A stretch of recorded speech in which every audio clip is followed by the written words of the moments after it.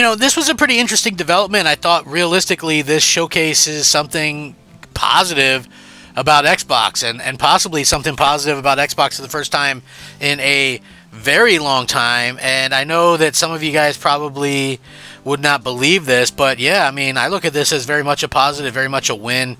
Probably something that only Xbox could do, and I don't say that lightly because I do really feel like PlayStation outdoes Xbox in pretty much every way, especially when it comes to the actual games themselves. But, you know, with that being said, Microsoft has a lot of resources, a lot of money, a lot of different things that really kind of get people interested into the platform, or could. You know, if Microsoft ever got serious about gaming, man, I think Sony would be, you know, really shit out of luck, to be honest with you, because I don't think they could match what Xbox does. But, you know, again, we'll see. Maybe you guys feel differently, but this should be, at the very least, an intriguing video. What's up, everybody? I'm Crab Gamer. This is, of course, Crab Gamer Reviews with another video. Thank you so much for watching. I certainly appreciate it. I would also appreciate it if you guys slap that like button. That helps the channel out tremendously. And if you wouldn't mind hitting the subscribe button, you know, there's been some decent growth on the channel recently, and I'm very appreciative of that. You know, if you guys like the videos and stuff like that and subscribe, it definitely helps out a tremendous amount. So yeah, would be awesome if you guys could do that. I enjoy doing like the daily content and stuff like that. So yeah, thank you guys. I'm much appreciative. So there's a lot of people, we sit there and maybe wonder, hey, what is the deal? How much money does Microsoft spend on getting these games in Game Pass? And now we have a bit of an idea of just how much they spent. So now we have sort of a very accurate idea of exactly how much Microsoft spends, and apparently it's quite significant, as they spend $1 billion annually, according to this report. Now, take the report with a grain of salt for right now, but it does look like this is a substantial amount of money to spend on content for Game Pass. Now, I'm not stupid. I realize that this is just third-party stuff. This isn't counting the first-party stuff. Obviously, if you counted the first-party stuff, it would be like that much more. And, you know, when we look at this and we see the way that, you know, Microsoft has been kind of handling this stuff, it's very interesting. Some developers get millions up front for bringing their titles to Game Pass. A new report has revealed a jaw-dropping sum of money that Microsoft reportedly spends each year to encourage third-party developers and publishers to bring their games to Game Pass, which, you know, again, pretty significant indeed. Bloomberg has reported that Microsoft now spends $1 billion a year getting third-party games on the subscription service. The site said that Microsoft offers flat fees of millions of dollars up front to add titles from smaller publishers to Game Pass. GameSpot has contacted Microsoft in an effort to get more details, and that's where I got this one from, because it's not behind a paywall. Presumably, Microsoft would pay more for a developer to bring a new release to Game Pass at launch compared to licensing arrangements for older titles. In 2021, Microsoft CEO Phil Spencer spoke openly about how there is no one-defined path for the deals it makes for Game Pass releases, and he told The Verge that Microsoft's Game Pass deals are, quote, all over the place, and he understands that it might sound unmanaged. In some cases, Microsoft will completely fund the development costs of the game, and the studio can go sell their game on rival stores like PlayStation or Steam, or at retail, while Microsoft enjoys the benefit of having another Game Pass game. For them, they protected themselves from any downside risk. The game is going to get made, then they have all the retail upside.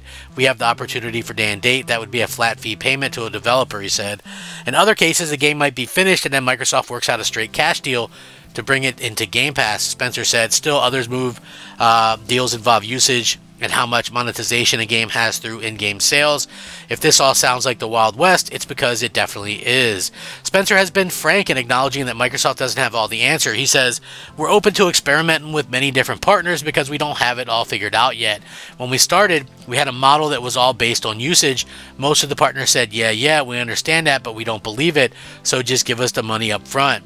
While Microsoft can pay smaller publishers big money to bring their titles to Game Pass, larger publishers don't always take the money or agree to put their titles on Game Pass for any number of reasons. Now, Strauss Zelnick, the head of GTA, he actually says some very interesting things about Game Pass and things like that, which is, again, something that, us as fans, we're not exactly privy to kind of seeing that, but it's still interesting nonetheless. So I do feel like, Microsoft has a lot of these things going for itself. They are putting out quite a lot of games and things like that. Whether or not this is something that is going to be financially stable, or sustainability of it, launching these games. One of the reasons why Sony doesn't launch new PlayStation games on the PlayStation Plus is for that reason, because games have ballooned so much in expense, and when you spend, like, supposedly, we don't know the hard numbers, but let's just say Game Pass brings in, $4 million a year, or $4 billion a year, excuse me. They're spending over $1 billion just to get third-party stuff in there, not to mention all their own. Like, their games are costlier and costlier. Look at Call of Duty.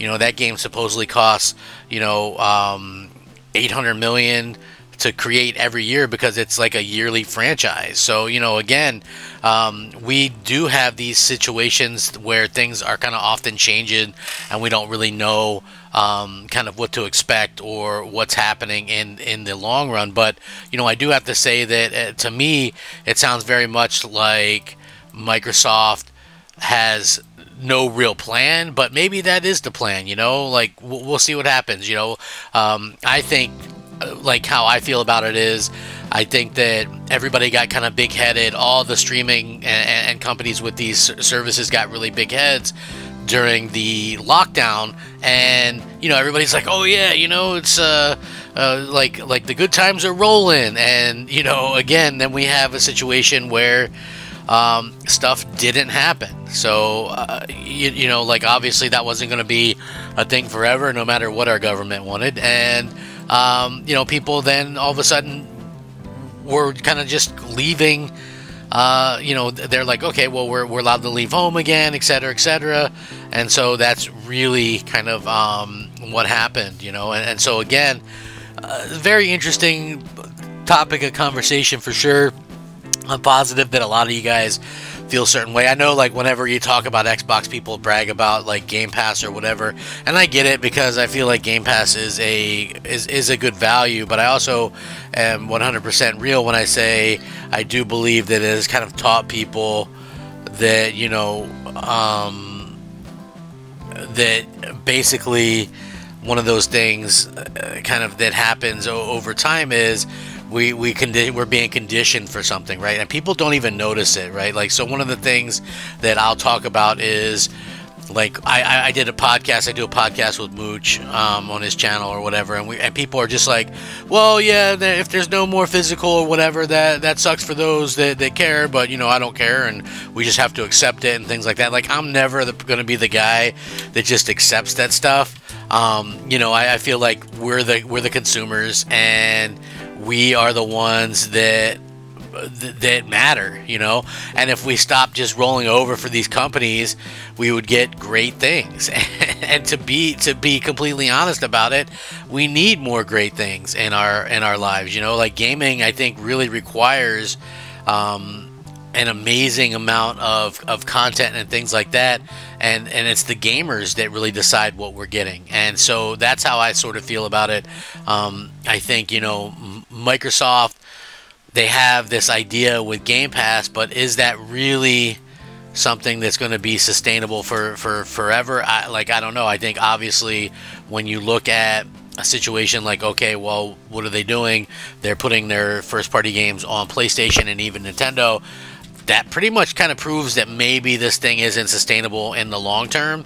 But, we'll have to see. We'll see what happens. I find this to be a very interesting topic, because no doubt Game Pass tends to be a good deal for, the fans or whatever. But is it something that us as fans, are we actually hurting ourselves more so than anything else? I think that would be the big question, kind of going forward. Like, are we hurting ourselves by, accepting some of this stuff? Like, games are becoming more expensive, and they're basically saying, okay, well, they're in a rental service, you don't need to buy them. You know what I mean? Like, to me, that's never a bad thing. And I believe it or not, I got people that argue with me. They're like, well, you don't really ever own anything, and so when you look at it, I sort of look at this and I go, okay, well, listen, I can boot up my original copy of Mario Brothers 3 in my NES. Nobody can take that away from me, right? As long as I have a working console. And to be clear, with my consoles, like my older ones, like the original Xbox, I took out the battery so that, you know, the components will last longer. With my 360s and my PS3s, I resoldered it and redid those so that they don't overheat and things like that. So I'll have those for a pretty long time. So I don't know. Anyway, let me know what you guys think about this stuff. How do you feel about it? Good stuff. I think that's a good amount of money, and Game Pass overall is a good value, but is it sustainable? That's the real question. Thanks for watching. Rack 'em up. Crap Gamer out.